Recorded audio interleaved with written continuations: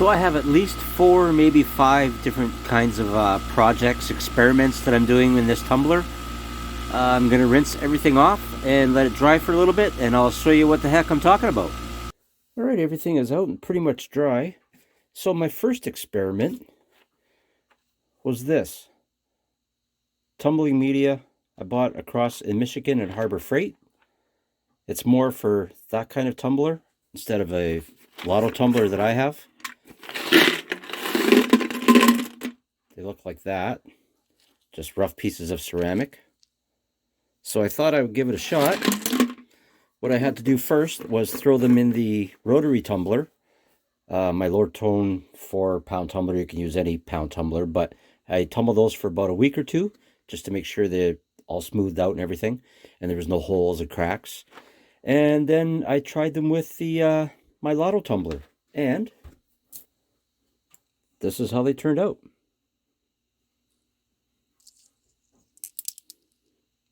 Which is really good, nice and shiny, and they will fill up the space, in my tumbler. Because once in a while I get short and I don't have enough rocks to tumble, so that worked out really well. And my next experiment was this, a piece of ceramic tile. I broke a few of them up with a hammer, and they look like that.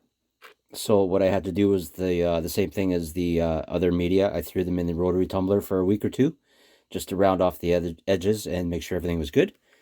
And they turned out like this. All nice and shiny. So that worked out quite well too. So you can use the Harbor Freight media, tumbling media, as long as you tumble it first in the rotary tumbler. And you can also break up some ceramic tiles if you're short on regular media. And I just mix it in with everything else. So you got the small stuff and a few big things. You can keep them separate if you like and just use them for filler if you have to. So that's 2 experiments that worked. Let's see, what was my third experiment? Oh,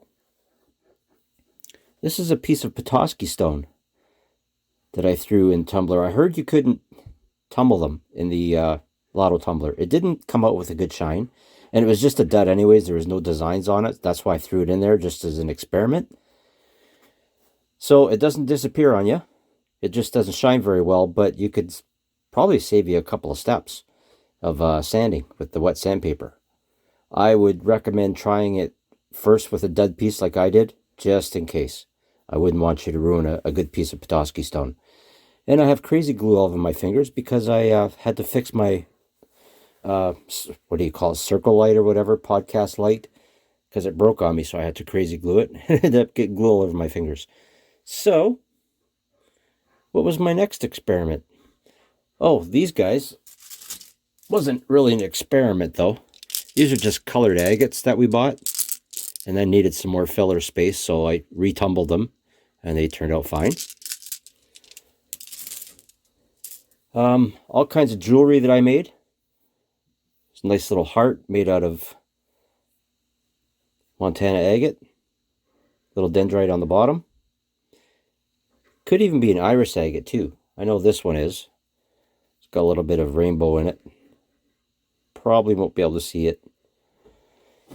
Mookite. Love this stuff. It has such a tremendous shine, and I just love the colors on it. The red and the yellow. Or, yeah, the red and the yellow. Made some little dragonfly wings. They turned out pretty good. Nice shine. Made a whole pile of guitar picks. Some you can use as a pick. Hopefully they'll be thin enough. And some you can use as a necklace, because they'd be a little bit thicker. This is obsidian, mahogany obsidian.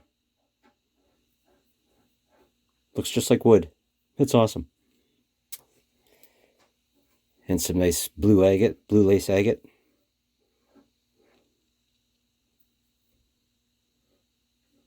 So they turned out quite well.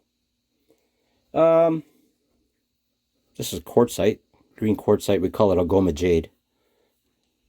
You can get it in this area. One thing that didn't turn out was a piece of obsidian. See that big smudge? Looks like a smudge. Just didn't polish well. But the edges polished well. And I also have another piece that I did, and I domed it a bit. I rounded off the corners, and it shined up. Not too bad. So it's weird. Obsidian's a very strange thing. See, the back isn't even shiny because it's flat. It doesn't have the shine that Kyle gets from World of Rockhounds. He's the Jedi Master for shining obsidian. He just does incredible work. You have to check out his channel, World of Rockhounds. I already showed you that one. There's a couple of amethyst hearts that I made. Turned out not too bad. Here is a piece of labradorite. It does have a little bit of gold in there somewhere. Some tiger eye. This is a really cool piece of petrified wood.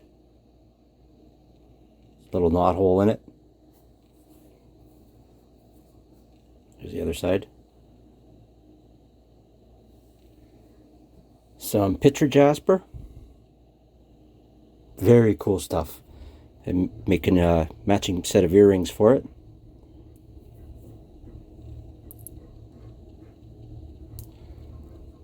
So very nice. I'm really happy with this. All my experiments turned out quite well. I like experimenting with different ideas because if you don't try something, you're not going to find out if it works or not. You could also hear it from other people, but I just like to try it myself. You never know. So the furnace just kicked on, so I'm going to sign off and show you the pictures instead of things close up. Actually, this one here was a core sample that I rounded off as best I could on the flat lap and threw it in the tumbler. And that turned out really nice. There's a nice piece of pyrite in there. Little fool's gold. And some rhodonite. But yeah, I'll take some pictures and stick around. Hope you liked the video. Please hit like and subscribe. And we will see you guys next Monday. Thanks so much for watching. Take care. Stick around for the slideshow. Here it comes. Right now.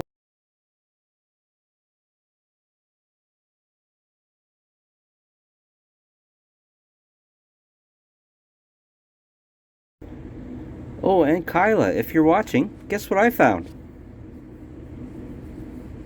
I was cleaning my room and found this under my desk. Remember that pink rock that I found? I said I was going to send you? Well, here it is.